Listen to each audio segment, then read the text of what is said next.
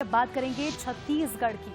छत्तीसगढ़ में नक्सलियों की कमर टूट चुकी। मार डिवीजन कमेटी ने भी अब अपने हथियार डाल दिए हैं। तो छत्तीसगढ़ में नक्सलवाद के खिलाफ लगातार आर और पार की लड़ाई जारी है और ऐसे में मार्ड डिवीजन कमेटी के हथियार डालने की ये खबर काफी महत्वपूर्ण है। सोनू उर्फ भूपति के फैसले का समर्थन किया गया।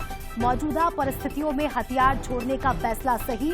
मार्ड डिवीजन कमेटी की कमांडर रानीता ने एक पत्र जारी किया। पत्र आपके सामने टीवी स्क्रीन पर, जिसमें हथियार डालने की बात कही जा रही है।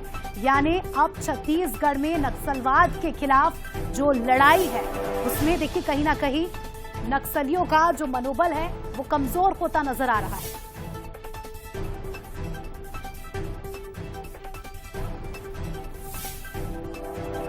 इस खबर पर हमारे साथ state editor Aditya Namdev ji phone line पर जुड़ चुके हैं, उनसे जानकारी लेंगे। आदित्य जी, इस पत्र के क्या मायने निकाले जा रहे हैं? क्या हम ये समझे कि इस पत्र के साथ साथ नक्सलियों का आत्म मनोबल कमजोर हुआ है? बिल्कुल, वो तो नजर आ रहा है। देखिए, अलग अलग तरह के पत्र आ रहे हैं। कभी एक कोई पत्र भेजता है, कभी दूसरा उसी को खंडन कर देता है, फिर से एक नया पत्र आ जाता है।